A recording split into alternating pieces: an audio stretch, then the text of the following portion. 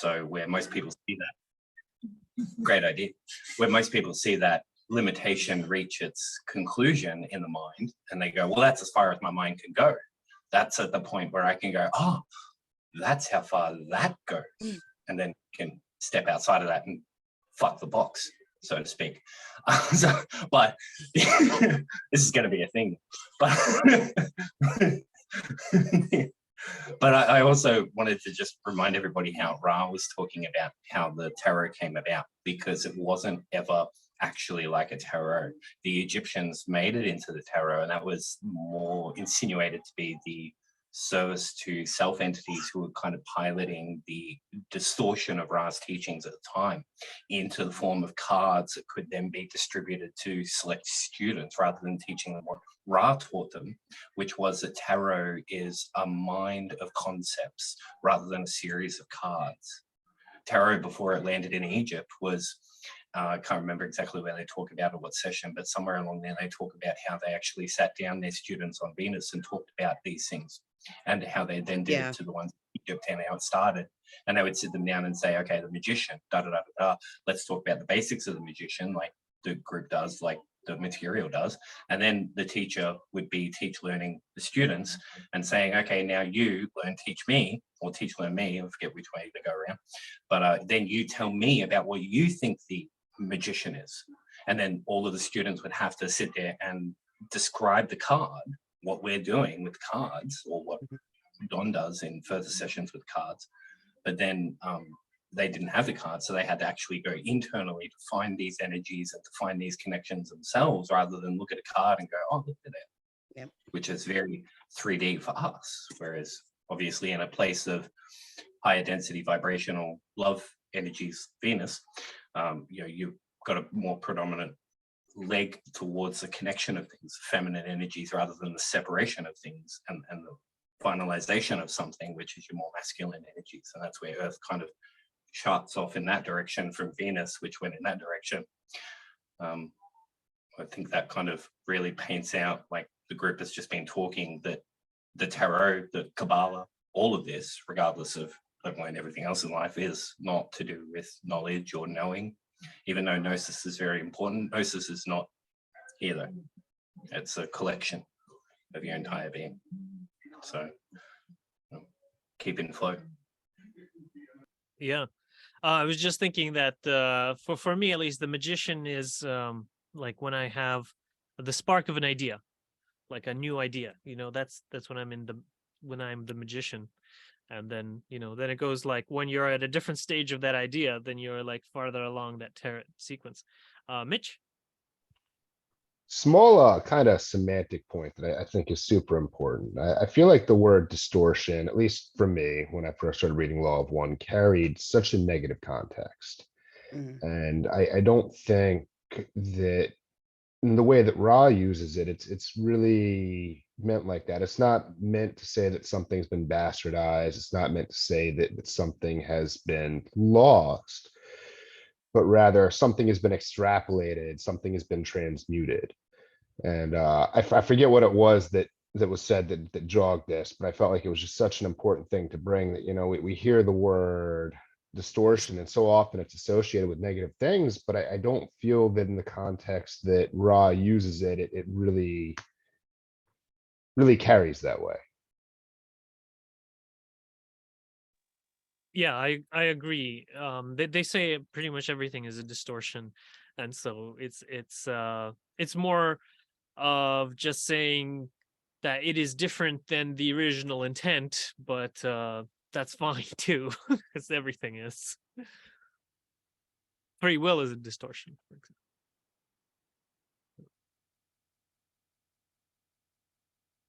Well, man, you guys are talking a bunch. I'm sorry, I'm reading.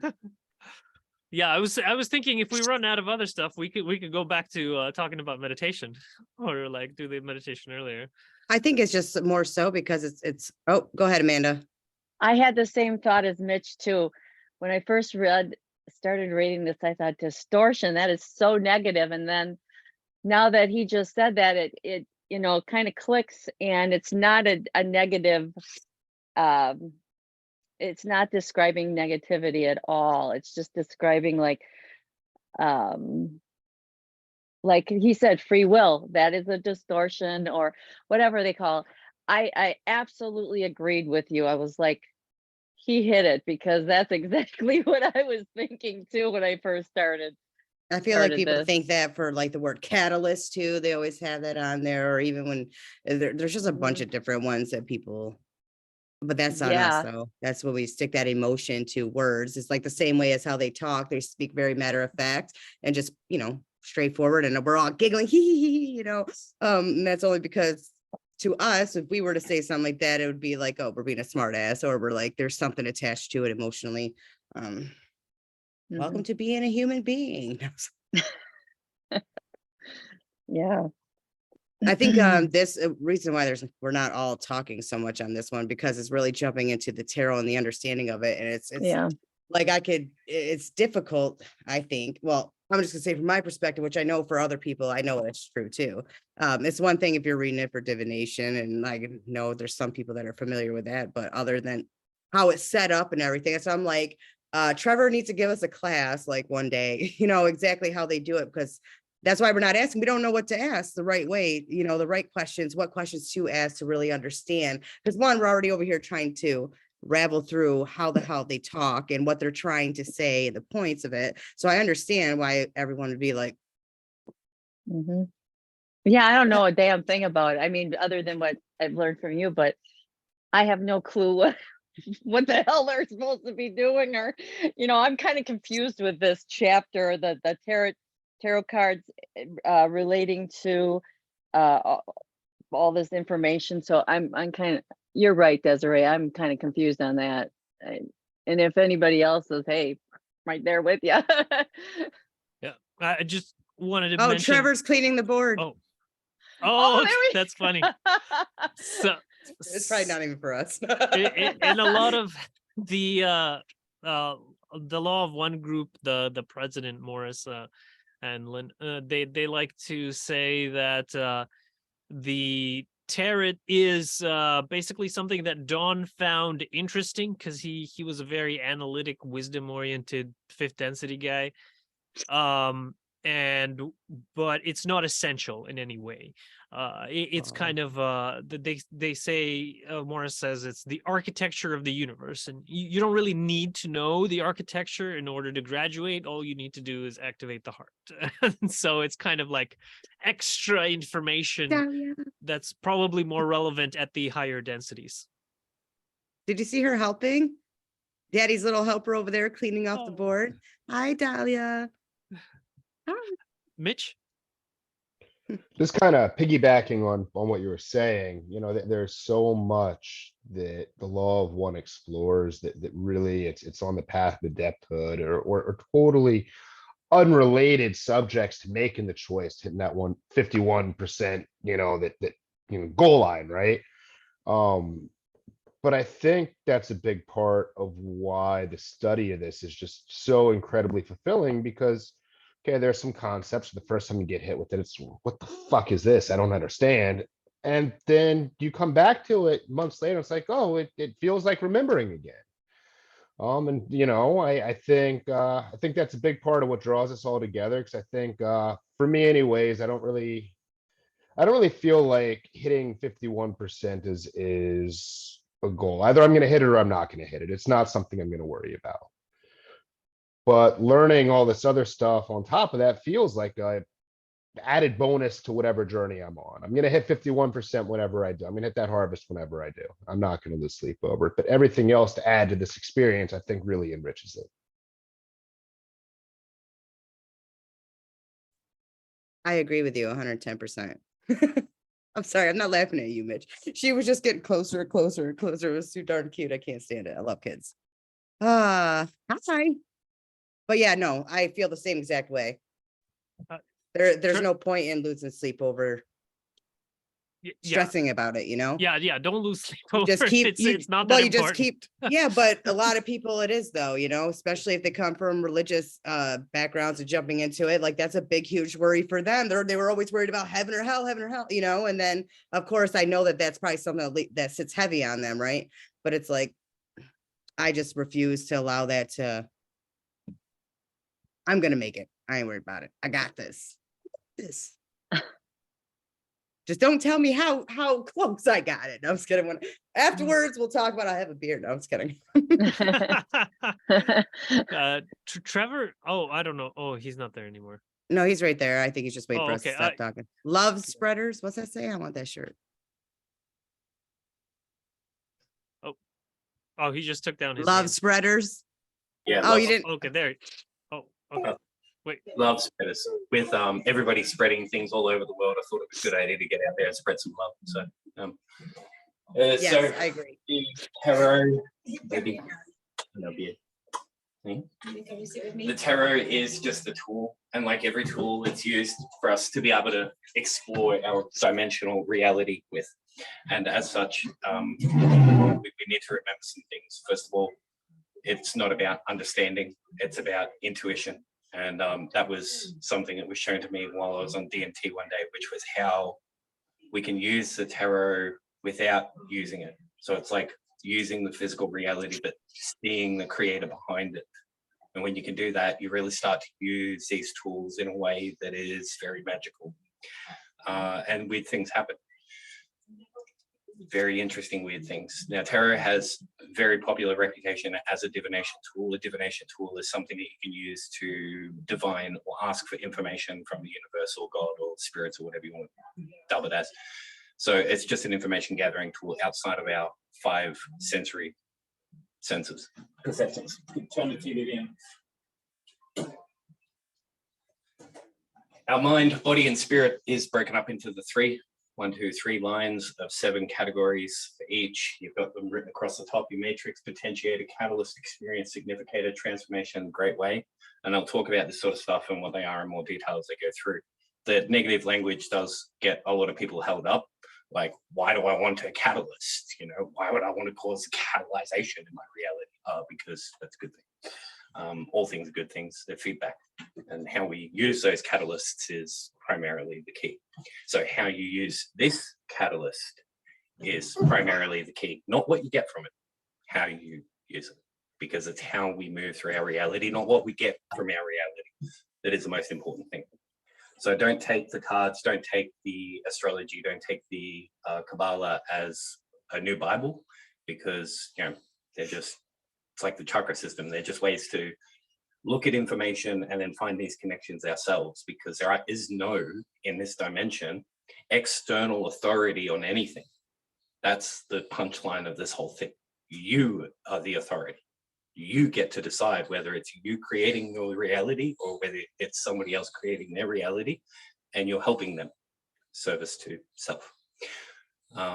So this I found extremely useful for understanding certain parts of how we view energy, science, and psychology, especially when we get into modern day energy psychology modalities like NLPs and other things like that. The combination of the cards are really important things, and these are mapped out as basics in the material yet to come. Ra says the combinations of certain cards are very important to focus on.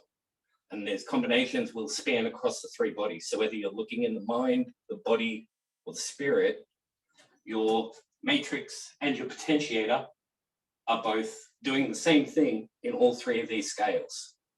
So you can look at these 2 cards in your mind and use their relationship to understand those 2 cards in your soul. We use the mind as the example because as humans, that's primarily our tool of interaction. We know the most about the top line here. We know the least about the bottom line here. Ra talks about finishing these cards here, these last 3, 5, 6, and 7. That's 6, getting into 6, well, the finalization of 6th density. When you start to realize what the great way and what the transformation of the soul is all about. Okay, that doesn't mean that we don't have access to those cards. That doesn't mean that we have to go through this on a synchronized sort of logical 3D world thinking framework. And something I want to throw into that very quickly is the realization that even though we're dealing with 1, 2, 3, 4, 5, 6, 7 across 3 bodies, it is not a case of going right to left or left to right. Sorry, other way around. You don't start off as a magician. You don't move into card number 2. You don't go from there into the Emperor and then into the Empress. You don't move through them in a sequential order like this. All of them are active in you at all times. And it's up to you to be able to figure out how you're using your energies with the energies around you for the polarization choice that you're making as your free will choice here on this planet.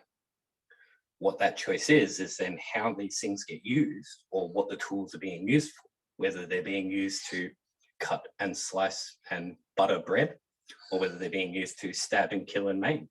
Doesn't matter. It's all the same. Okay. This is extremely powerful stuff, but it is not needed in any capacity. I've spent hundreds of hours on tarot material from Law of One from many different sources.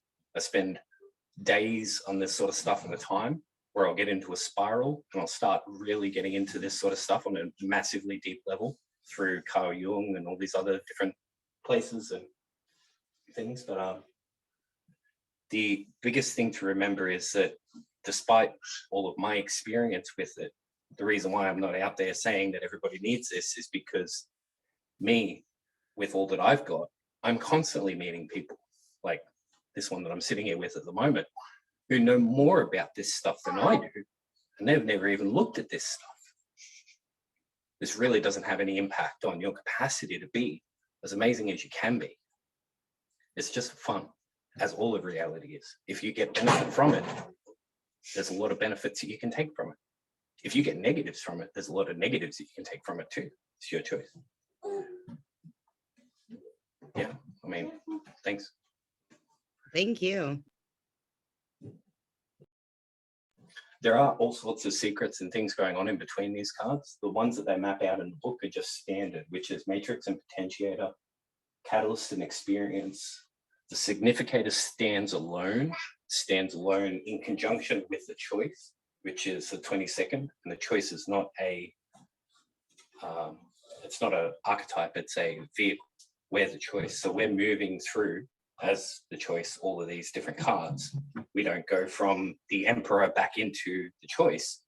We are the choice, and we move with the choice into the emperor, and then use those choices through the emperor, through that house or that hat, if you like psychology terminology, of that archetype there that you need at that moment. The feminine and masculine cards is something that people can pay attention to and learn a lot about. You'll notice that it goes masculine, feminine, androgynous. Masculine, feminine. But androgynous is actually masculine and feminine in balance. So the first card, number 5, is the Hermit. That's a very masculine card. But number 13, the 5th card in the second set, is a feminine card. And then it goes back to masculine again. But yet in all these other ones, you've got masculine, feminine, all through the series. So you start to see different combinations of how polarities come together and work with each other, between how they come up with an idea, to how they actuate the idea, to how we interact with our reality, and what we do with our reality, to what we choose to do on our daily life basis, and then how that comes into play with our eternal transformation and how we become in aligned with the creator, or with this, the self on the larger scale. So there is really all sorts there. The astrology is the 10 houses, no, the 10 planets and the 12 houses. The Kabbalah is the 22 paths. So then you've got 22, 22, and 22. I can't say too much about whether or not one of the Kabbalah is not an archetype like choice in tarot or even in astrology. I deep dive into astrology a lot. Don't dabble that much in Kabbalah, but the astrology is very intuitive for me. I don't read a lot of material on it. It's just something that I intuitively get as a kickback from how the energy works, where I can look at parts of the universe and go, what does that mean? And the universe goes, oh, here you go, and hands me a file on it from somewhere. So it's very helpful sort of stuff. But as we go through this sort of stuff, yeah, if there's any questions or if anyone wants any information on it, it's what we're here for. I'm here to help. I appreciate you. I know we all appreciate you. That's probably more than anybody, everyone else is probably like, oh, okay, now it makes a little more sense. But as we go through it, more information will be given to us anyways, especially for those who've never been through it. And I mean, through the material, not just the amazing class we just got.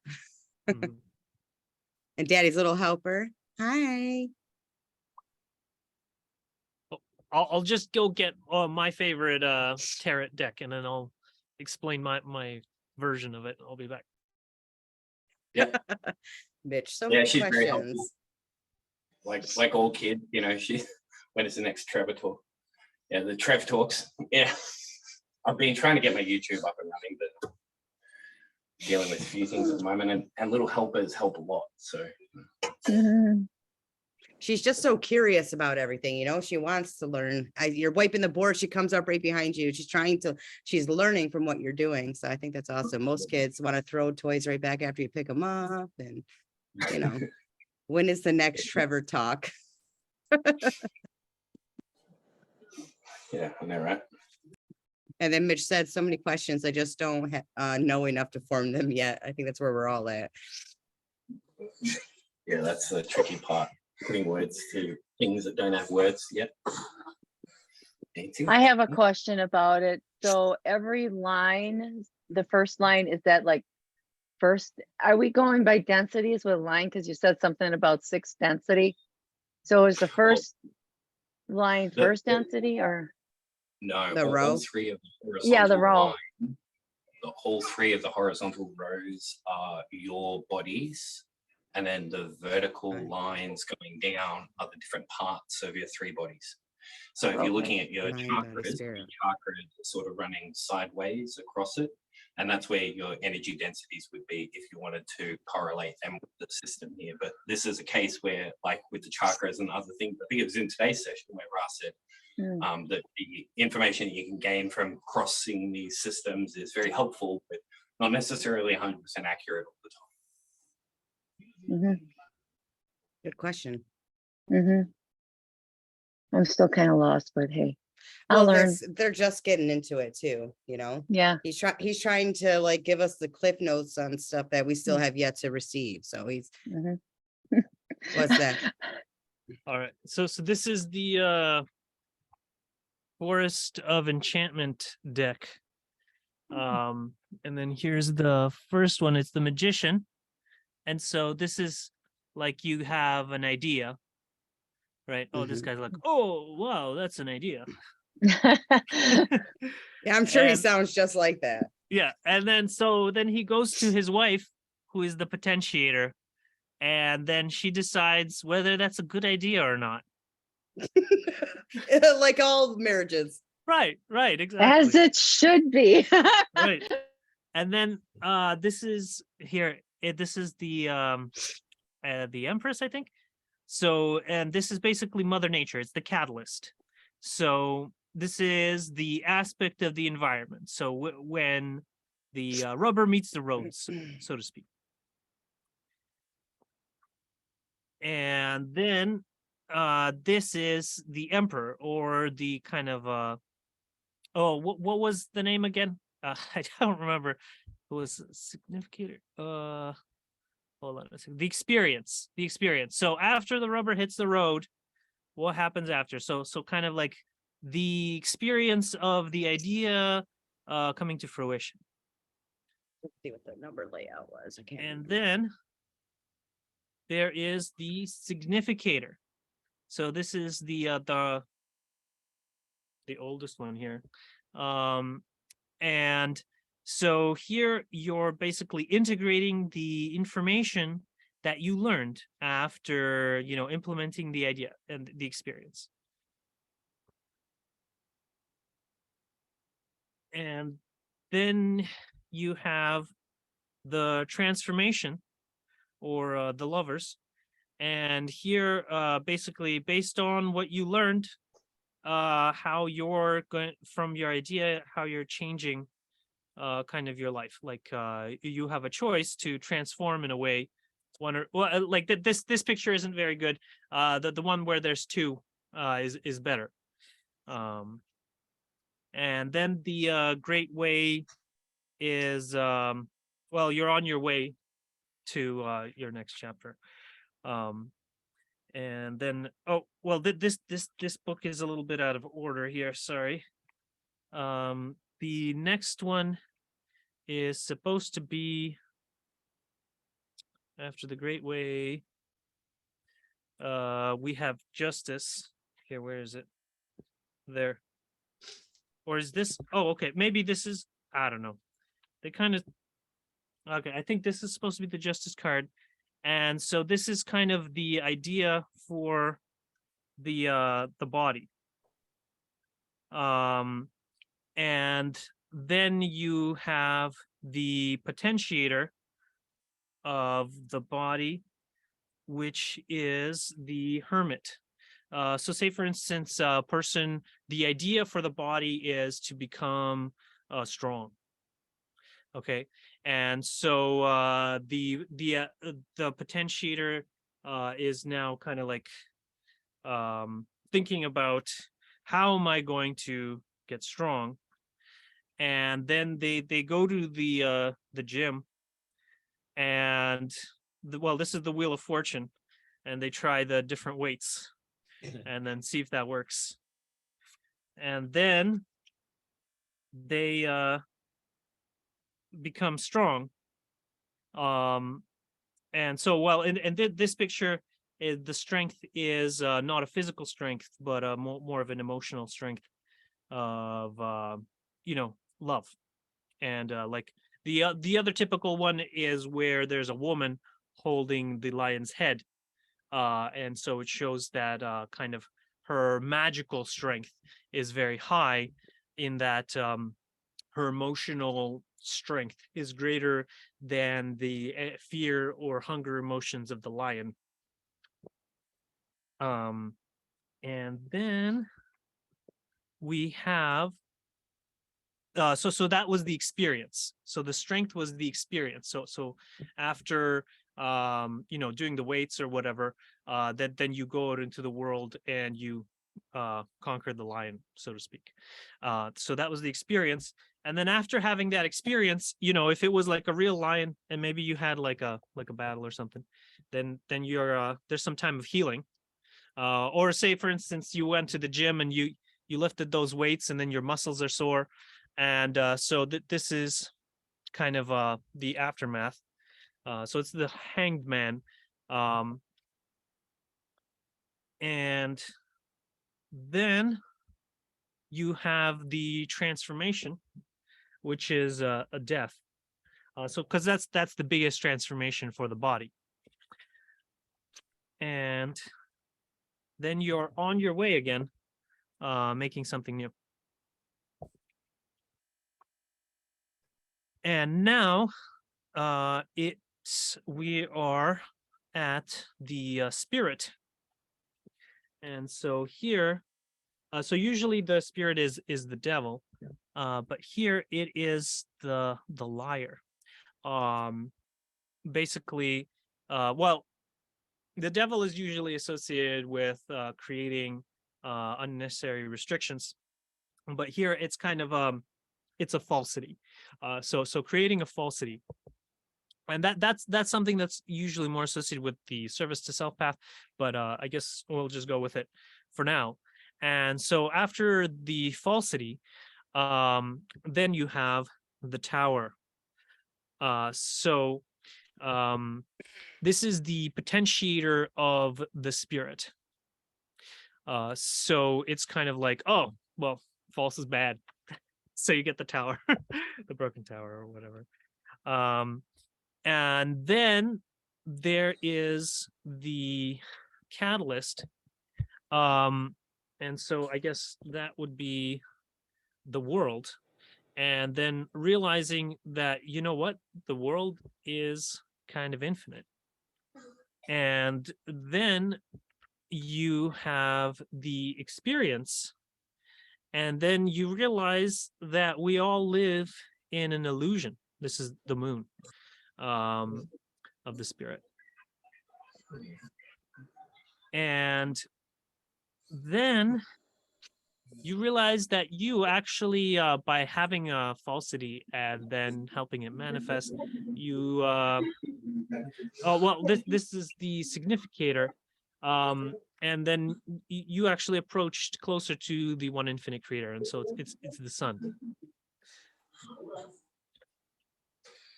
And then we're on transformation again. And then you realize kind of the unity of all that is after having your profound spiritual realization. And then you're on your way again. Or so, yeah. So this is the world. And so this particular passage, so the Fool card was the deer, this deer, and so see it's at the end as well. So because it entered the forest and now it's exiting the forest. Yeah. And so you were the deer all along, as Mitch or Trevor was saying. What's the name of that deck? This is the Enchanted Forest, Forest of Enchantment Awesome. deck. Yeah, yeah, it's a pretty good one. It's based on British flora and fauna. I have another deck, but I haven't gone through it as thoroughly. It seems a little bit even better, but in some ways. But I just have more experience with this one for these little presentations. I hope that helped someone. Everyone's like, yes, it did. Actually, honestly, I know everyone was like, yeah. He I wanted to like get swole. He was, I love it. Andrea, I like how you made it fun, and that's what Ross Yeah, I do. I said, love it. You know, don't take it too seriously, make it fun, and you nailed it. Thanks. Thanks. Plus, that's a really pretty deck. Yeah. Obviously, because the pictures he showed us are on the cards. So Mhm. I like that. The Yeah, Judgment yeah. card was the hardest card for me to come to terms with because of my religious upbringing. So which one is Judgment? That's the transformation of the spirit. So that is after you become enlightened, the judgment is actually because you have achieved service to others, and now you get to transform, as in reincarnate in fourth density service to others. So become part of what's that called, the remnant, or the people that rise at the end of the age, that kind of thing. So that's why they have in the traditional deck, it's people rising up out of the what do you call it, their graves. Well, it was very much a depiction for me when I first saw it, the Rider-Waite deck, of like the second coming, and fear-based ever since I was 4 years old. Watching this movie called A Distant Thunder, where, you know, people are, you know, trumpet sounds and people are raptured, whatever, not that that word's in the Bible, but so that's like when I first saw that card, I was like, "Ugh, that makes me queasy." But working with tarot has really helped me shift my perspective on that, and it's really a beautiful thing, and I love it. Yeah. Also, on that topic, I know a lot of, I guess maybe the Pauline Christians or whatnot, they focus more on the revelation, and you know, like that's led to a lot of tragedies historically, like because they just keep trying to repeat revelation, like not the Nazis and Hitler, and then before that when they were persecuting the Jews in Spain, and then in France, and then, you know, and all those things, and then the Irish, and they're always trying to do revelation. And then because if you read Revelation, it's just basically like this genocidal massacre, and so they just keep redoing it.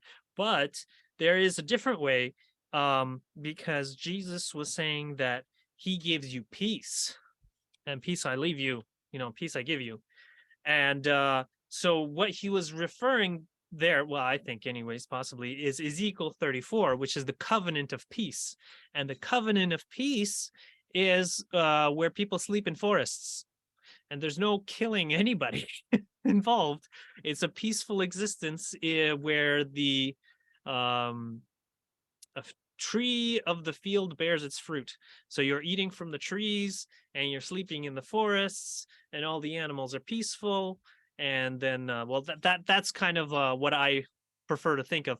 And that's what they have. See, this is their judgment card. It's right at the front. It's the animals, because it's the peaceful animals, all these animals being peaceful together in the forest. And it is the kind of what you would expect from a service to others environment. Yeah, I love that different outlook. Sure.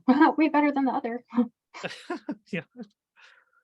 It's funny we Oh, it mentioned does. Revelation. I just started reading this book last night. This was just released by Bart Ehrman, one of the most famous scholars on early Christianity. He's an author of many books, but just got this. It's about Revelation. I'm excited about that, called Armageddon. So I'll let you know how it goes. Please do. He's one of my most trusted sources to understand a lot of the translations, because he is a translator himself. So I took a Revelations class when I was in college, and it blew my mind because I was always taught one way. And then this book lays out, granted, I believe there's more, 4 different views on it. And I was like, whoa, that changes a whole bunch of things and just makes things a little bit lighter. So I absolutely, I love it. I yeah. eat that stuff up. And and this guy, Bart Ehrman, he's enlightened me on like the number 666. There's also a fragment that they have that the number was actually 626. So there is no definitive number of the beast even that we know of. It could be 666 or 626. Both of them make sense because they both translate into certain Greek letters, which both describe Nero, the ruler at the time. There's one very quick one I want to add in very quickly as well. It's also a school of thought that says that the number of the devil is actually a place that exists in the energetic realm. So it's a mirror place to this world, or a upside down mirror reflection of this world. And that's something we only get to see without our physical eyes. So we see physical eyes as 666, but you'll actually see the devil's number in your dream. And when you do, apparently it shows up, flip reverse, 999. So 999 might be another one too, could be. But then that's, yeah, I actually do have a Trevor talk on my YouTube about numbers.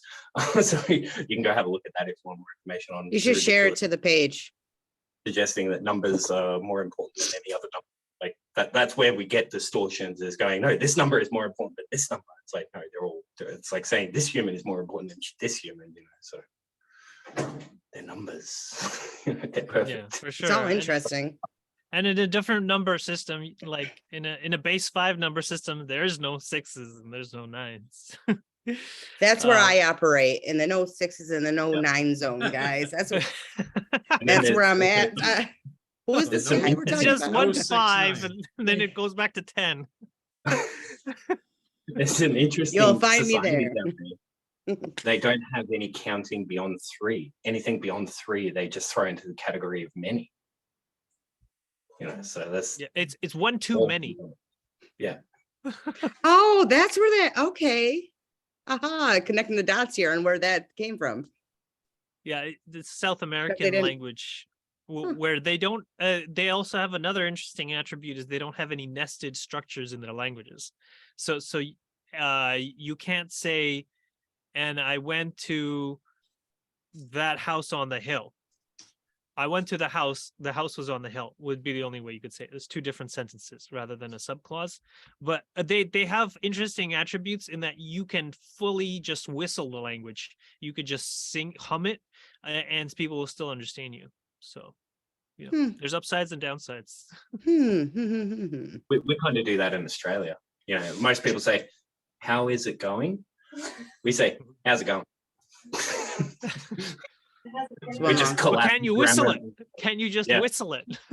Some of them do, but they're what we call bogans, and it's more of a high-pitched whine rather than a nasal whistle or a back throat top lip whistle, like that. It's more of a "What you doing?"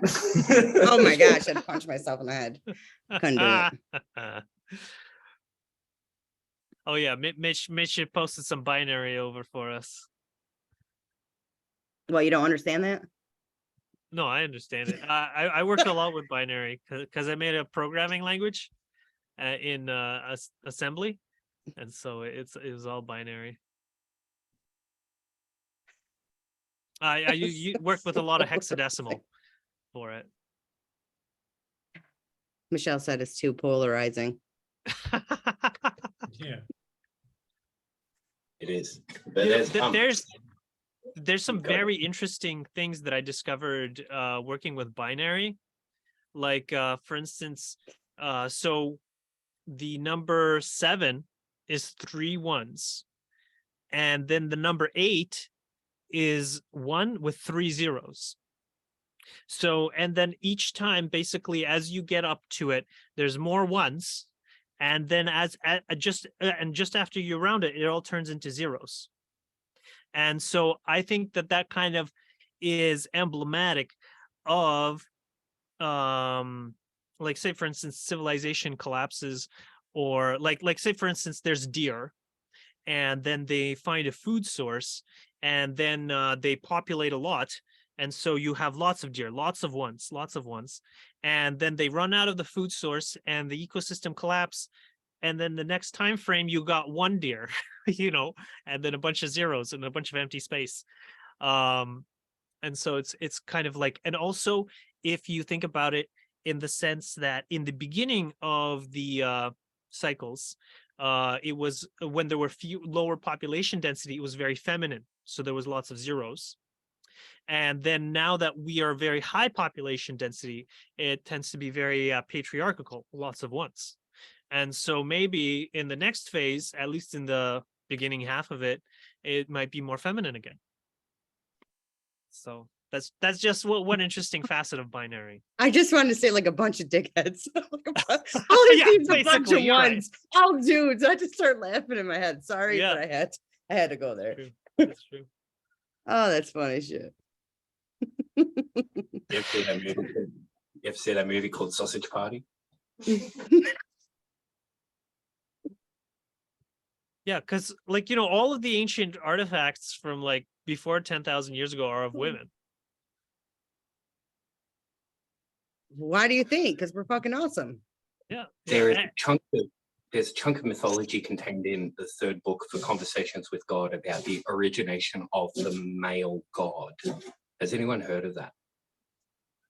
This is how the devil became male, right? This is dating back to the previous time that we had a matriarchal society where men were slaves to women. Going back, I don't even know what year count we're talking. Tens here. of thousands of years. At least, we're going back to a point in time where it's definitely talking at the end of the previous 180 degrees on the Kali Yuga, where the feminine is reaching its height and then coming down, and so then the masculine is then rising up out of that, and that's where we're now coming to the height of masculine now as the feminine is rising out of that. But the idea is basically that there was a time where men were pretty useless. We did was lift heavy things, get stuff from high shelves. Really effective stuff. I mean, But, what has changed? It works. What has changed? No, I'm take just out the kidding. garbage. Well, Get it?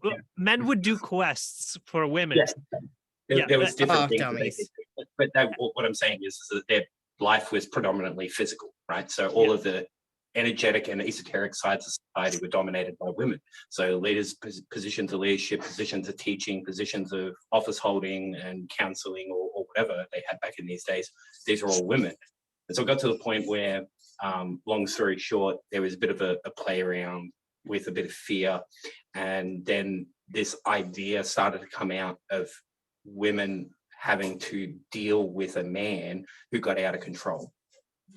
And it had a problem because, as Andre said, the women gave quests to men. So if there was a raging boar, no woman would go and kill it. They'd hire a man to go and get it, right?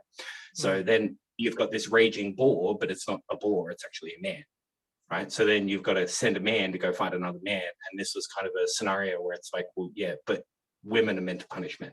So if we send a man to take out a man, like a super evil man that's breaking things apart and being a real jerk about things, then what we're going to do is create two men who are vying against each other, and this could create an issue in terms of energy, right? So women were like, well, regardless, we can't do anything about it because the structure of society basically says that they don't take these disciplinary roles of their, it's analogous to disciplining their slaves and having to get down to their level to deal with their bread and milk sort of daily decisions, where these women were kind of like, well, no, that's your sort of stuff that you guys deal with. We're dealing with more important things like running society. Okay, you deal with your emotions. Yeah, it's a big flip back then, right?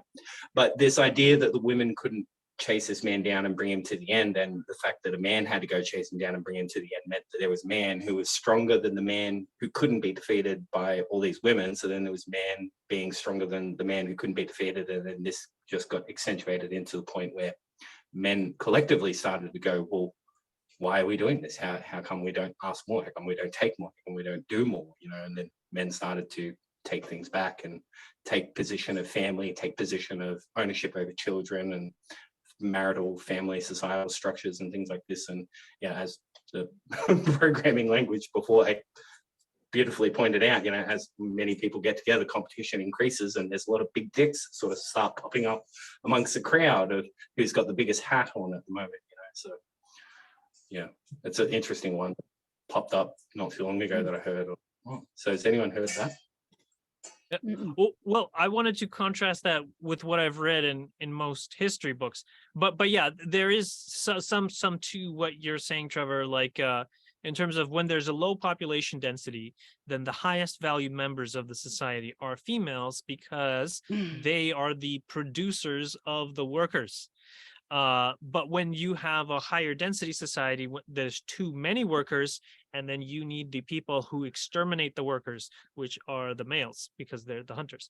And then so what I've read in history books where they say that how masculine societies arose is that originally like societies, the females gathered the berries and did horticulture, like small scale gardening and stuff like that, and the men would go hunting, and then so they'd be away for a lot of the time, and the women would socialize and gossip.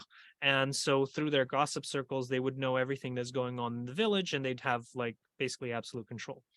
But then with the Neolithic Revolution, what ended up happening is that there was both animal husbandry, which was basically a male-dominated thing because it's managing animals, and there was agriculture, which was too labor-intensive for women to do. So it became a male thing to do.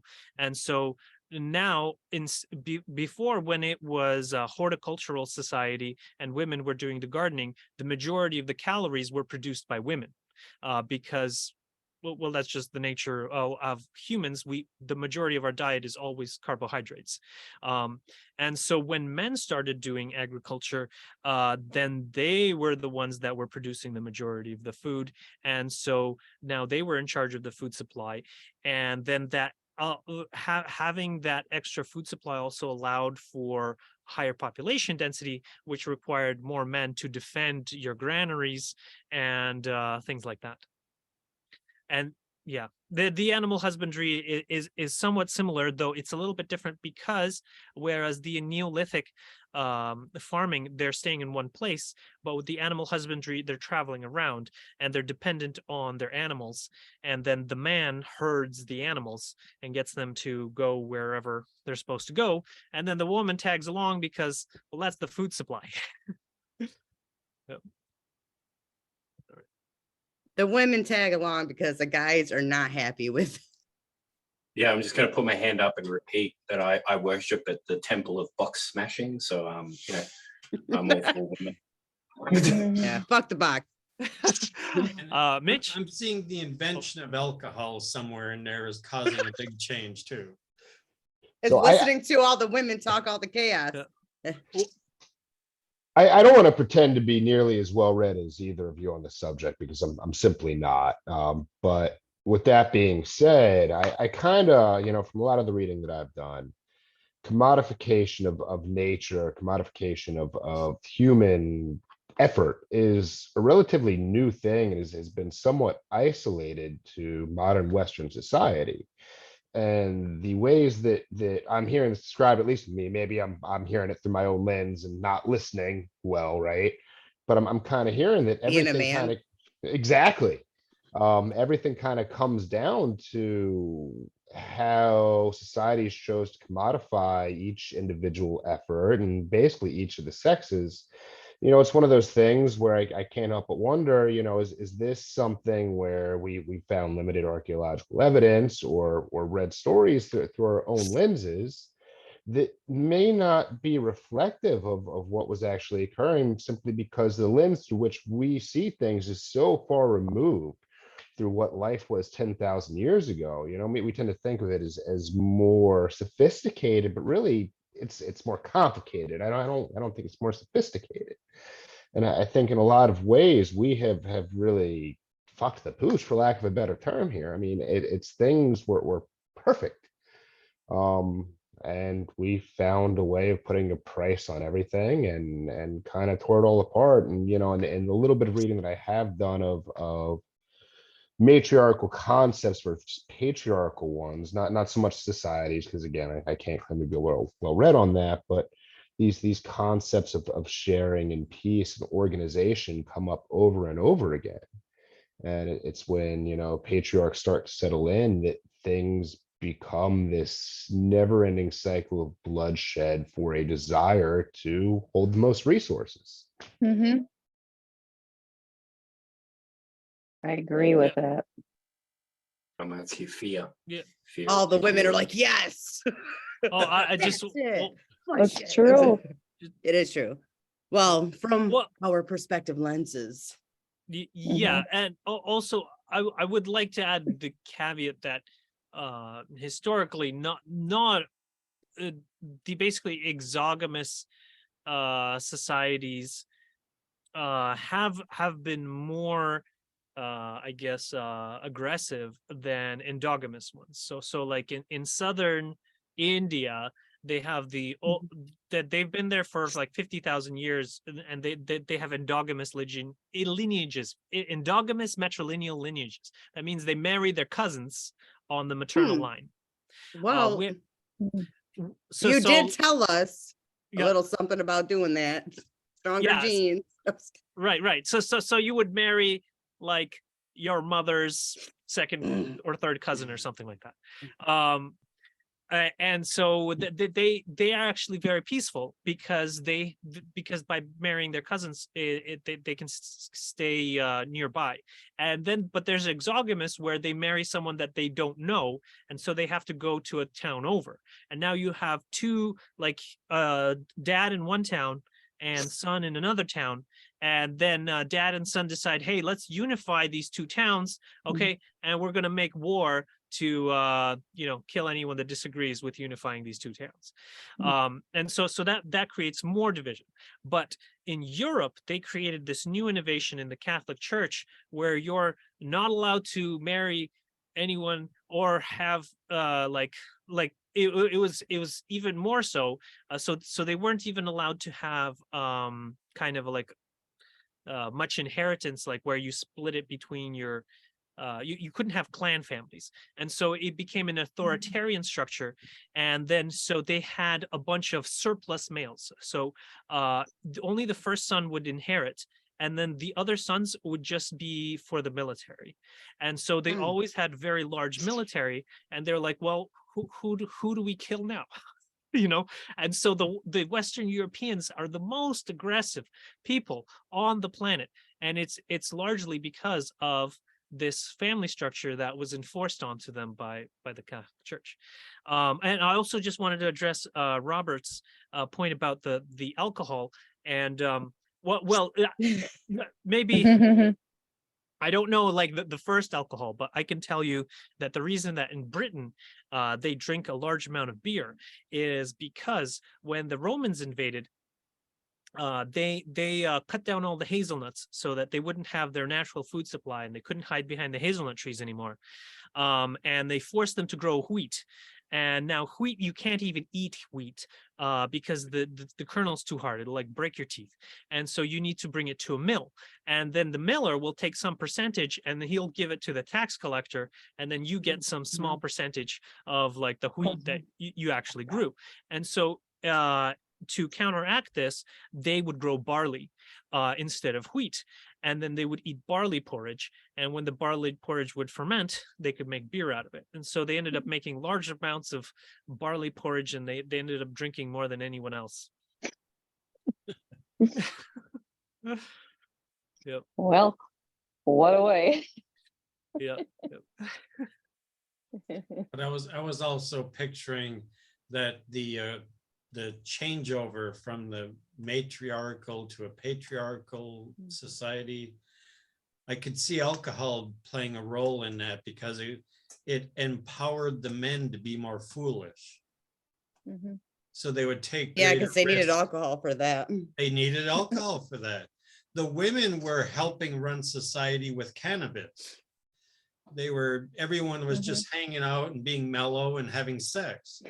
The men Sounds like a discovered plan. alcohol Yeah. and You're fucking ruined welcome. everything. Yeah, Robert, you're totally right.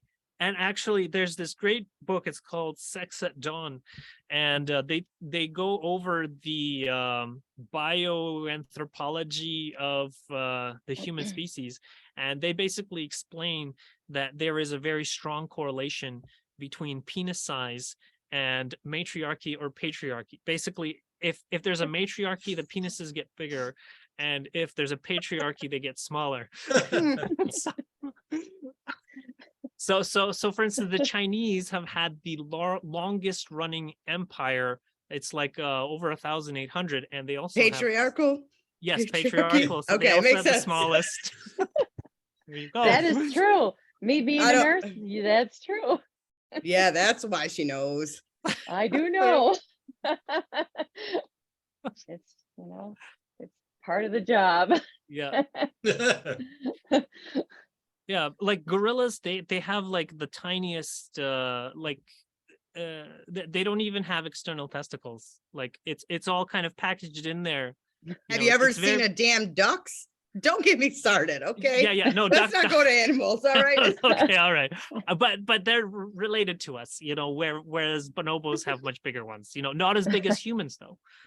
So there was even, well, there was basically, they were saying there was a large evidence for many gangbangs. Love and light. Yeah, well, matriarchal dominated gang. Well, I think bonobos do that to protect their young, no? Because if the males don't know whose offspring it is, they won't kill the child. But Exactly, if there's exactly. monogamous relationship, they Yeah. So it was an extension of the bonobos, but it got more strongly matriarchal. And actually, I read a different book, and this time it was called A Bitch on the Female of the Species, and so Mhm. it was written by an aggressive woman, and so she was looking for the most aggressive female animals. And so she found that most of the mammals where the female was aggressive, they all had penises. And like, or they had a proto-penis. And so for instance, the ones where they had, it was more like the females were more submissive, their clitoris was inside their vagina. So they would have pleasure while they were having sex. But the bonobos, they actually have the clitoris on the outside of the vagina like humans to facilitate female on female, I don't know what you call it, Oh. scissoring, Scissoring. or or what do you call it? They are also the only ones that have missionary style where they're face to face, and in that face to face they can kind of rub each other, and then that'll facilitate a maternal or a matriarchal couple. What the hell is a bohobo? I I just think Bonobo. you're being serious. right? Bonobo are the chimpanzees, which are most closely Oh. related to I'm humans. going, what the hell is They- that? in- Common chimpanzees get into Trying to lots of imagine all fights. this going- Yeah, Okay, com- whatever the hell he's talking about. Yeah, common chimpanzees get into lots of fights and they have aggressive war behavior, but bonobos solve everything through sex. They just, What a way to go. yeah, That sounds I like want a, to jump in. I want to jump in for 1 second very quickly and just make it very public for everybody, especially on a recorded public video, that it is possible to have sex while stimulating the clitoris at the same time. yes, it is. It is. You're right. yes, man, it is possible. It's true. It It is is true. possible. Yes, yes. All right, I am definitely keeping this inside the recording. And I of don't- I course, thi- everyone should aim to please their partner when they're copulating, you know. I don't know. I'm thinking we share this, and if they make it through, the tarot conversation, this is the reward. So Yeah. this will bring some people in. Yeah. Seriously. I want to know why you've been reading those, why you were reading those books. Me? That's between him and the bonobos. Well, you know what? Like I've read like over 800 books and I honestly have a lot of difficulty finding anything worth reading at this point. So I've just read like it's like, oh, I have never read about, the history of our genital organs. Well, might as well read that, You know what? I didn't know all this, so thank you for educating You're me. welcome. Mhm, I didn't know it Appreciate either. That's interesting. So How do I you guess keep it's straight it's which 9 book you o'clock in 1 minute. So should we switch over to meditation? Fred had something for Well, us. we can let everyone like, is anybody leaving? Oh, wait. I had one quick last thought on the actual rock contact we covered tonight, and I just want to Oh, interrupt the momentum because this was awesome. But I thought it was super interesting when they were talking about Carla's kidney issues, and basically Ra's like, yeah, no, her kidneys are really fucked up. And okay, well, what happened? Well, she lost the aspect of the spiritual journey to healing when she started taking the meds. And it's not saying the meds themselves are bad, but she relied so heavily on the medication that she let go trying to heal herself, and ultimately the meds did jack shit. Well, they probably killed her kidneys even more. I think we've had conversations in this group. I think it was either Trevor or Ed kind of did a wonderful down the rabbit hole on powers of placebo and the vibrations of the mind and how that all works. And it all kind of comes together right there for me, that it was just, she didn't have it here, she didn't have it in her heart, and the meds did disservice over helping. How I feel about a bunch of meds. Yeah, a bunch of meds are not service to others. They're service to self. That is when self is big pharma. Yeah. Yeah. Yeah. It's a I good also example. think there's room though for the tools of service to self to be used in a positive aspect. I have a hard time imagining everything as that black and white. Most of us wouldn't be here if it weren't for the availability of some sort of allopathic medicine at one point in our life or another. And at the end of the day, if something provided by a service to self entity has allowed me to continue this incarnation, fucking rock on, dude. Keep serving yourself. I think the use of service to self makes it look so negative as well. And right. I don't think it is so much in that what you're explaining.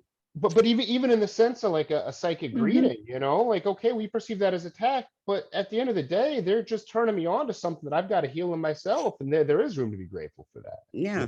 So, Mitch, wouldn't that be considered where service to self in, say, somebody that developed a medical technology or a medication or something to cure a disease, that service to self for them to make the money to do that would turn all the way full circle to service to others by helping you with a problem that you have? I mean, I think that's an excellent point, but I can't personally zoom out far enough to see where the line lies between, okay, we've over commodified this and basically raped the people and taken what they needed versus, okay, well, people still got to benefit from it. So Well, they I said don't know. cure versus just help you deal with the symptoms. Right.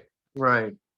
Well, one of the ways that I try to look at the service to self on our planet and the service to others is you know, when somebody is like seriously service to self, and you see them all over the place, you see them in our news, you know, the multimillionaires and the billionaires and the tens billionaires of people, a lot of times they will start nonprofit organizations with hundreds of millions of dollars of funding and expertise and doctors or volunteers, and they garner huge amounts of people and resources in one project to help people in a service to self aspect or service to others aspect. Any of us who are service to others, and someone comes to your house and you love them and you cook dinner for them and you help them and you do all the, you know, you're a really awesome, loving person. Every one of us, all of us that do those things as service to others, we could never even think of doing something on that scale for that thing, because we don't have the resources, because we're not service to self enough to But garner that's the also though resources. the intent behind them doing that though. Most people don't do that just because they're trying to be service to others. They do that for tax write-offs. Right, which ends up being service to self in some degree, but it incurs some sort of a cyclic nature where, you know, they're actually, even though they're service to self for such a degree, they're balancing, and it's almost like they're balancing karma before the incarnation that they're here on is over. Okay. Does that make sense? Nobody? Well, The- I the wanted first- to just say something related to what Mitch and was saying before, was that based on that passage where, you know, they were saying that it wasn't working because they weren't doing the spiritual. So whenever I use something like hydrogen peroxide or whatever, I try to acknowledge that this is just a catalyst, and that the real healing is being done by God and by my faith in all is well and all will be well, and imagining myself healed, imagining everything is okay, and then also learning any spiritual reasons for why the issue happened in the first place. And in terms of renal issues, usually the spiritual cause listed for any kind of like excretion issues is because of people holding on to catalyst and then not processing it in a timely manner, or holding on to negativity and then not letting it go. Like say someone insulted someone like a little while ago, and then they're just having trouble letting it go, and they're like, "Urgh," you know, kind of maybe even subconsciously, or maybe they just didn't even think about it. Maybe like usually the worst is not even if you're angry at it, but if you don't do anything and you just let it hurt you on the inside, because that's what leads to cancer, and that's what leads to all of those issues, like say with the kidneys. So by learning to forgive and love those issues, you can heal your kidneys and urinal and all those kinds of systems. Yeah, like there was this man, you guys probably heard of Mao, but then he actually had the actual president. He was Chairman Mao, but the president was like Lao. Anyways, I can't remember his name, but basically Mao was always giving him a hard time, and the guy could never say anything to Mao because he would be like tortured to death. And so he was holding on to all of this resentment, and he ended up dying of urine cancer, you know, like or kidney cancer or something like that. So by letting go, like by learning to work through it, and you know what, there's actually been a lot of people like Peter the Great and all those people, and they all died from these urine issues, and I think it has to do with just learning to process that catalyst and let it go. It's true too. I mean, it's the medical, you know, stuff that if you do that, your stress level goes down, your cortisol levels go down, your blood pressure goes down, which, high blood pressure affects your kidneys, your heart, your whole body. So all this stuff, it just, just settles the whole body and mind, when you just forgive, let go, write it on a piece of paper, burn it up, stuff like that. And just one last thing on this urine topic is that often, especially if it's at night or I have some privacy and I'm urinating, I like to praise God, and I'm just praise God, praise be to God. There It's you just like, go. So such do a you know who R. pleasurable Kelly experience. is? Have you ever heard of R. Kelly? Holy shit. Uh-huh. I don't know what that is, but That's a anyways, joke, Mitch, it's a It's, joke. we're better off that way. We're just better off. Okay. All right. Mitch, you had your hand up. Yeah, Fred, you jogged an interesting thought in my head, and I had always kind of struggled with this idea of how is it so difficult to polarize service to self? I don't know, what you guys were like when you were younger, but I was an asshole and it came pretty easily to me. And It was?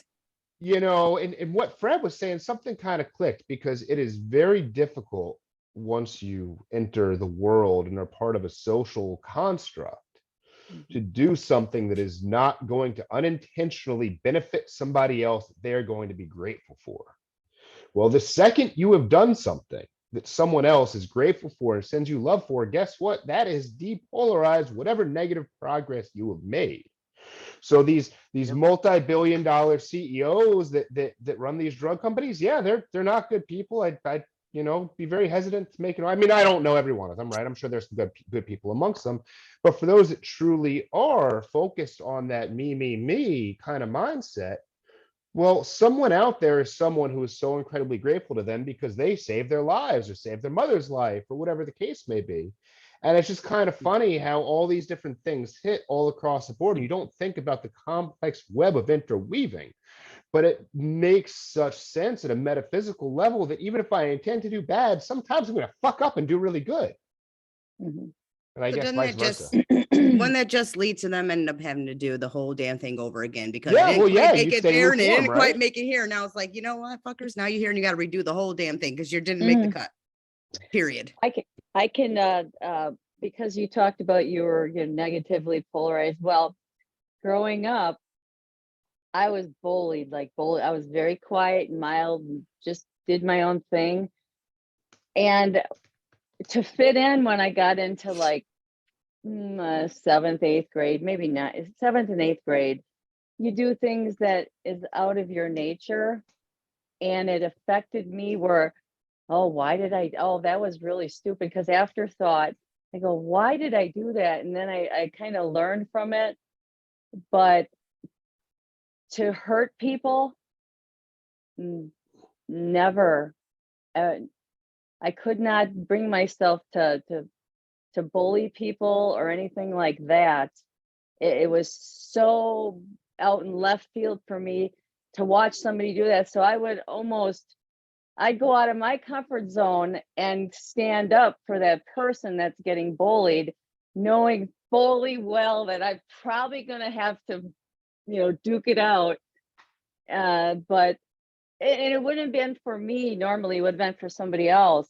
But why wouldn't you do it for yourself? You did it for others. I'm just curious. I did actually have to do it for myself because I was beat up almost. These girls would pick on me, pull my hair, scratch my face. And finally, I said, I got to stop this. And I don't know how any other way, because when I was in school, we fought it out, and otherwise I'm not a fighter. I'm absolutely not a fighter.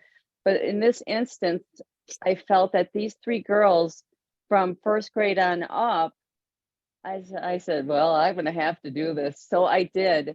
And from that point, they left me alone, but they started picking on other people. So I was very strong.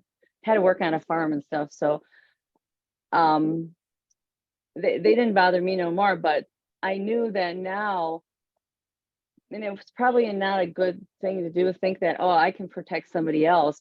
But I didn't have to ever fight again, but I did go up to the people now and tell them to knock it off. So I don't ever think that I changed maybe polarity at all. I don't, you know, when he was talking about. Now, Mitch, did you change? I mean, how do you feel, you know, now? You know, Well, the he's not polarity. in Seems to be the, away. Oh, he's not there, oh, but he's not yeah. no I more? want to make a little thing there because if you go read your direct messages, Wait, that's wait, just a I'm little back. reminder to you. Hold Oh, on a okay. second though. Okay. Go foot you right now. No, I'm kidding. Little reminder that Amanda, just go read what I wrote you and then you go Oh, ahead, my God. Mitch. So, Gotta read you know, it. I initially, I had always kind of thought about it as a change of polarity type of thing, but I think it was a really misguided way for me to look at it. I think in reading some of what Ra has said, you know, there's a point in our younger years where there's a degree of selfishness that is kind of built into us for to learn the realm around us. And that's not to say there aren't some amazing children out there that never experience that, right? I mean, there are just some kids that are just not selfish at all and are just these great, wonderful giving entities. So yeah, I don't think it was a change of polarity as much as it was just kind of becoming more aware of the world around me and kind of making a conscious choice of what I wanted to be to the people around me. Mm-hmm. Trevor? I was quite proficient at being a dick for a long time as well, but decided that it was much easier and much less stressful not to be, you know, like I've got enough issues trying to deal with living a life while trying to juggle what I've said to you, what I've said to you, what I've said to you, and then how I can't say this to you and then that to you because that's not what I said to you and not what I said to her. It's like, yeah, bugger that. Screw that over. Yeah. And the other thing I wanted to add very quickly was that our ability to love is actually, funnily enough, Shetty just posted a cover that she did on YouTube for a song called Secret Agent Man. And love gives us all the ability to be secret agents in this wonderful game we're playing, where we can take something. And I know people who actually went and got the vaccination with this in mind, saying that they're going to get the vaccination and that they hope that it's not a saline one, that it's a legitimate one. And that what they would then do is use the connection with the system and then upload the love virus into their database. From their point, they would be the virus to the virus, right? So that's a very direct way that there are actively people out there who are doing this. That's a very extreme way, but this really does come back home and sits in very close at heart when we start talking about things like cancer, psychoneuroimmunology, and other things like this, placebos, nocebos, the data and statistics of what our pharmaceuticals compare their effectiveness against the effectiveness of placebo. There's something like less than 15% of all chemical tests out there actually test higher in success rate versus the placebos that come out of the sugar pill trials or something similar to that. But they doctor these and then use statistics to manipulate information in order to be able to market ideas and concepts rather than truth and empirical matters of our existence, you know, like science is kind of ideally meant to do. So go out there, and if you do take pills, if you do take alcohol, if you do take anything, if you partake in any part of society, take love with you and know that where you take that with you and where you fuck the box with that love, you know, you're saving the world at the same time. I love the conversation. With that being said, I just realized it is 9:16. Is everybody okay with kind of transitioning into the talk about meditation? Can I say, I want to say one other thing that would just, I forgot about this part, but in this session 78, when at the very, I think it was at kind of toward the beginning, they talked about the octave after this, and Ra saying that they didn't know any more about the octave after this than they know about the octave that was before this. And I just want to point out that there was an octave before this. Just remember that. That just blows my mind. I don't know if it blows anyone else's mind, but Yeah. all Well- of this, there was an octave before and there's an octave after. So I think that in this particular instance, they probably were meant to say creation, because sometimes they speak about the prior creation, like the prior heartbeat of the one infinite creator, and then there's the future heartbeat of the one infinite creator. Obviously, yeah, that would be very difficult to say anything about the prior ones. But he says that, or Ross says that one of the lessons learned from the previous heartbeat or creation is having male and female, because it was seen as allowing faster polarization. allowing what?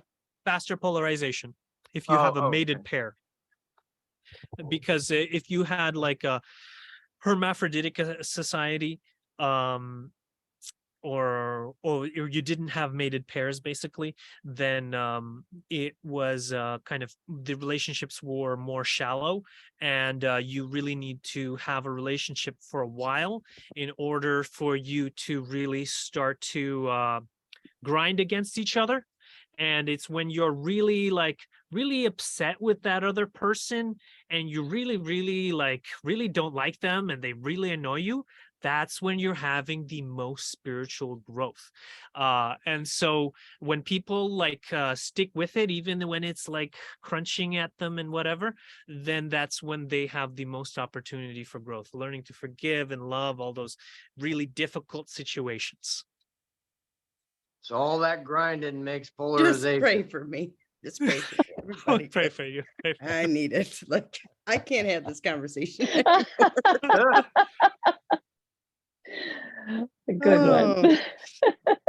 Because we're the diamonds in the rough, and what's happening when it's like that, what's happening is that our impurities are being ground off, and then and then if we manage to get through the experience, then we will be more beautiful gems afterwards. Well said. Here's to being beautiful gems. All right, Mitch. All Or, right. or did you want, or Robert, did you want to do your prayer to close it out? And then we can just, if you guys want to stay for it, then you can stay. Because I know there's other people listening. No, I don't know how many, but, I do not not. no. okay, all right, Go then on. continue. Yeah. All right. I think Mitch, you're up. No, yeah, Okay, you're sorry, up, Mitch, you're the I boss. misheard. So real quick before I even discuss the meditation stuff, Fred, you'd asked a question about falling asleep during meditation, and I just want to jump on that real quick before it slips my mind, and anybody else can jump in as well. I had read this fantastic article probably 3 or 4 months ago at this point. It was written by this woman that teaches meditation for a living. And the question came up in several of her teachings of, well, I fall asleep a lot when I meditate. And, I'm someone that I love to lay down and meditate. Most formal practices recommend very strongly against laying down and meditating, partially for that reason, right? And she raises the point that what are we doing when we're meditating? We're connecting without kind of the metaphysical conversation, just, we are connecting with our subconscious. We are connecting with our bodies, right? And if you're that tired that in attempting to connect with yourself, your subconscious, your body is telling you to rest, then take that as a sign and rest. There's nothing wrong with it. And I think that is such a valid lesson, because I had gotten kind of frustrated with myself that I would fall asleep so often during meditation. But really, when you stop and think about it that way, why am I meditating? Better that connection with myself, right? Well, there you go. You ask the question to yourself, you got the best answer that you need right now. You need to get your rest. You know what? Yeah, I didn't say this earlier when I said that, but you're probably absolutely right. The only evening that I do not work until midnight or later is Friday night, because I reserve it to hang out with you guys. And still this evening, my son, he actually just left. I had to leave the meeting a couple times because he was here changing brakes on his car, and his fiance was here and everything. They were working on his car with his friend and using tools and stuff, and I was helping them find stuff, and still trying to maintain the meeting. But no, you're probably absolutely right. A lot of times I work on stuff we're working on another property right now, my son and and I find myself at 3:45 coming into my house. I haven't even got a shower yet, and I got to be at work at 8 in the morning. Right. So yeah, you're not wrong. Yeah. Yeah. Another thing, people like to do meditations in the morning before they go to work. But yeah, it sounds like your schedule is really tight. But I just wanted to add a couple more points to this, is that when you are meditating, what actually happens is you're going from beta wave into alpha wave, and this is exactly the same process as falling asleep. So when you're falling asleep, you go beta, alpha, and then theta, and then, well, theta is, most people are sleeping by that point, and like, but if you are an experienced meditator, you can maintain consciousness all the way down into delta. Because beta, alpha, theta, and then delta. Delta is considered deep sleep. And in deep sleep, you're basically, you're no longer aware of your body, and everything is kind of just like black. And it's like totally stillness. Alpha is also kind of a stillness, but you're concentrating on a point. And then theta wave is kind of when you're accessing your subconscious mind, as well as the energy grid. And so you can access the Akashic records and all that kind of stuff. So yeah, it can take some practice, but with that, it will definitely get easier. Like for me, it's hard to just like take a meditation break. But I personally, I have a genetic condition where I just feel tired in the daytime, and so I have to sleep. I have to sleep every day, otherwise I get extremely angry. And so when I feel really tired, then I go for a nap. But often my naps actually turn out to be a meditation. So it's actually, what's happening is that there's something like that spirit is trying to tell me, but I'm too busy with my day to do it. And so spirit makes me very, very tired. And then I have to go for a nap. And then when I'm laying down for the nap, like just before you're falling asleep, there's all those thoughts that's flowing through your head. And that's when I hear, because that's when you're in theta wave, that's when your subconscious mind can talk to you. And so I get all of those thoughts downloaded to me in my theta wave nap. And then it's like, oh, that's what spirit wants me to do. Okay. And then I go do that after my nap. I usually do 18-minute naps, but they're kind of like 18-minute meditations. So anyways, fantastic explanation. Thank you, Andre. Is it Andre or Andre? Whatever. So I've heard both. I wasn't sure. I mean, it really did, because I mean, it's just, in Russian, like there's so many different ways of calling people. Like my parents call me Andrusha, and then or Andrei. But then in Ukrainian, my name would be Andriy. And then I like that one. Yeah. Your choices are better than mine, man. I usually get Mitch, Mitchell, or Bitch. Those are the only three I get. Yeah, in English, people call me a whole variety of names. One of the most common is actually Andril. Okay. They call me Andril. I was going to say L in my that, name, Andril. You call me Andril. All right. Because they can't understand why there would be two I's at the end of my name. So they must think. Well, I've been called a lot of names that none of them rhymed with Fred. Okay. So as far as the meditations go, I kind of want to discuss logistics here. What are we thinking is the best time? Do we want to devote 15 minutes? Do we want to devote an hour? Do we want to meet monthly? Do we want to meet weekly? I think getting started, it would be fantastic if we could kind of focus 100%. on bringing our vibrations together and kind of unifying within the group and getting to the point where we're all communicating on kind of the same wavelength. But I think there's a lot of room for growth after that, and something we can kind of figure out as we go along.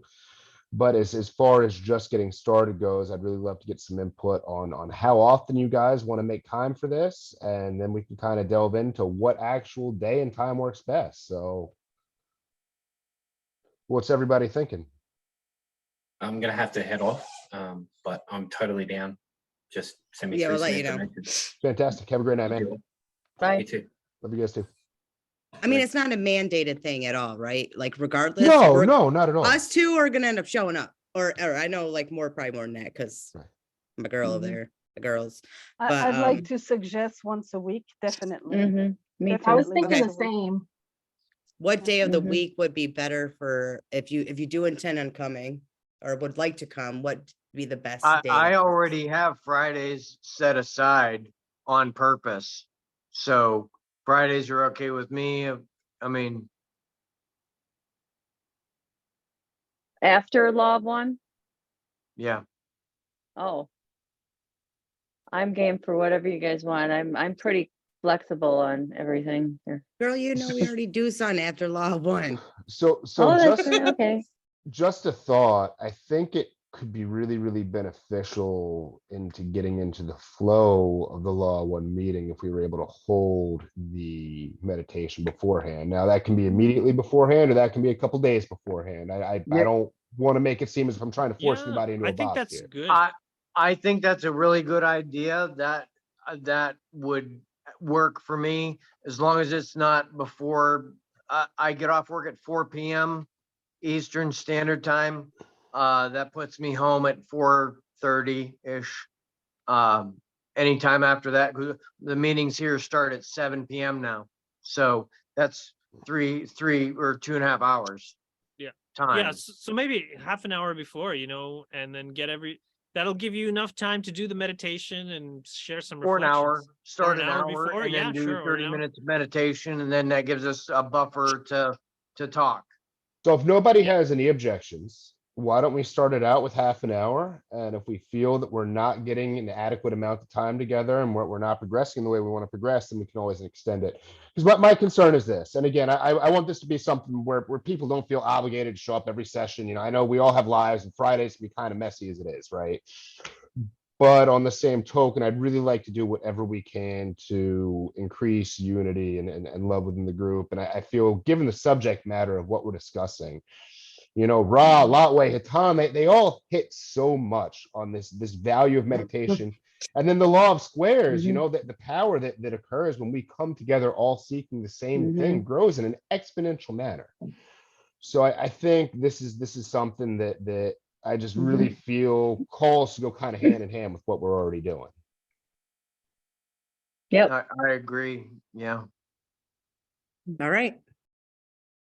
That Sounds was good. easy. Fantastic. He's like, Settled. that was easy. Yeah, Is but, Desiree okay with that? She's the one hosting the meetings. Oh, yeah, no, yeah, absolutely. Mitch sounds a lot better than me talking. Me and him, we've already talked. I'm just over here like deeper. I yeah, kind no. of figure maybe for the first meeting, we won't jump right into a meditation. Maybe we'll use that as kind of a first talk about meditation. We can all kind of share some strategies and what our preferred practices are. And that way, if there's anybody that doesn't really have a formal practice, or, maybe if there's something that I do that's not really working out for me, but then Fred speaks and it's like, oh, wow, that really resonates. I'll integrate that and totally change my practice. Maybe that way we can just kind of all compare notes on this and get on the same page. And the following Friday, we'll start it out as we jump right in and we're into meditation. Everybody cool with that, or opposing thoughts? Yeah, Mhm. I probably won't be able to make it before 6:30 though, because I got to do the kids' bedtime routine. I read them a story Mhm. or they go to bed. Okay, so at 6, we're all meeting up with Andre to read the bedtime story. Yes.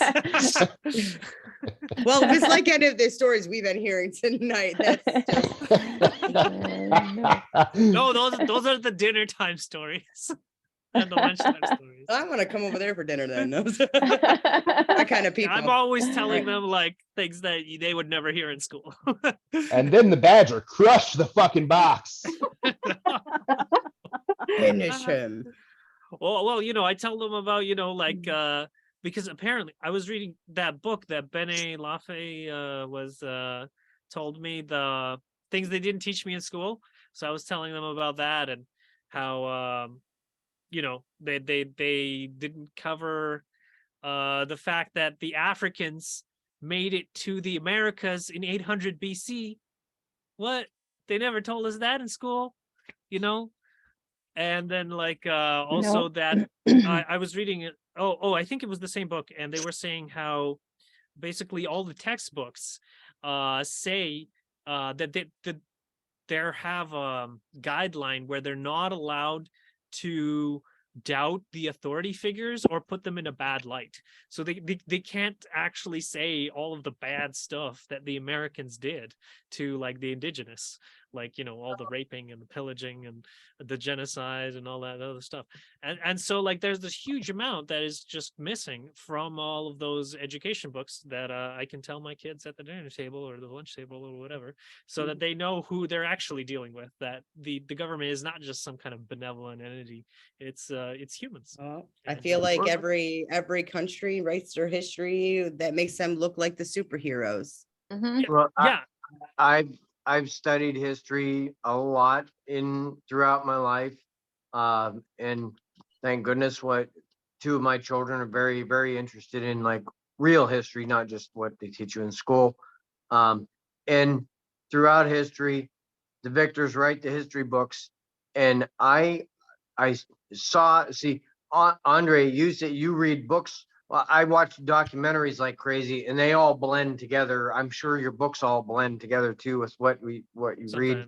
sometimes.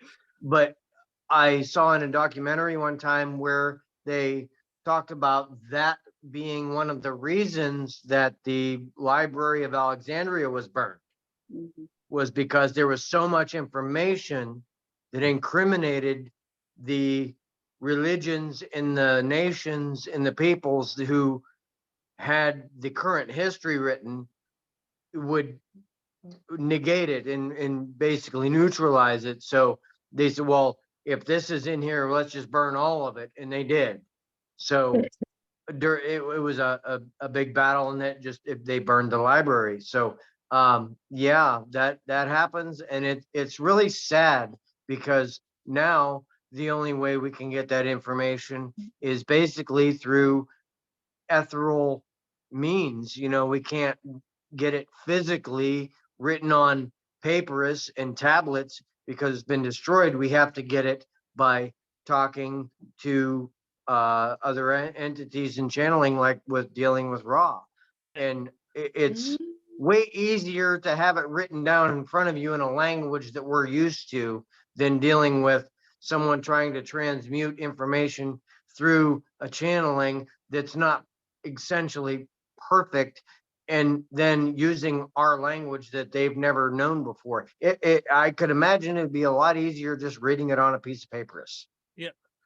So And just to that point, you know, we actually have the perfect person for that, Dolores Cannon. She was a librarian in Alexandria, and then she came back for her life on Earth specifically for the purpose of revealing that the lost knowledge. And, you know, that's what her whole book series is about. You know, the What book Convoluted series? Universe. Which one? Oh, like the Convoluted Universe series. And Yeah, but it's not so much about her though at all. It's really other people's, all their others. Have you read them all? Oh yeah. Well, I've read a lot of, but I mean, she's revealing that lost knowledge, the Jesus stuff. You know, she's got the Nostradamus. She's got a lot of Okay, great so stuff. not all right. I don't Yeah, mean for just other the books. Convoluted Universe. I mean, Gotcha. like all of that Knowledge is stuff sexy. was all revealing lost knowledge. I feel like when she revealed everything that she felt to reveal, well, then she just died. And she just exited, left stage. Yeah, because there was nothing else to reveal. Basically, she had run out of stuff to reveal. Andre, would you like to close us out tonight? Sure. Well, maybe Yeah, Robert just- will start, and then I'll do my thing. You know, because mine's so brief. You know, I just do the. No, I have to do it. Okay. All right. Okay. Well, thank you everyone for having gathered here today. We have intermingled our energies and our vibrations and our thoughts and our love and our kindness with each other. And as we go forth from here, may this time together be a blessing that will carrying us through the week. And in our difficult times, we will remember this nexus of love and use it as an inspiration to find the more compassionate way to respond, to take an extra breath, and to love ourselves and others, to love God and our neighbor as ourselves. Right. So we leave you in the love and in the light of the one infinite creator. Go forth, therefore, rejoicing in the power and in the peace of the one infinite creator. Adonai. I don't Love know. I love you guys. Okay, That was a love great you all. discussion. I appreciate you all. Love and light. Mhm. Oh my God, I'm gonna cry.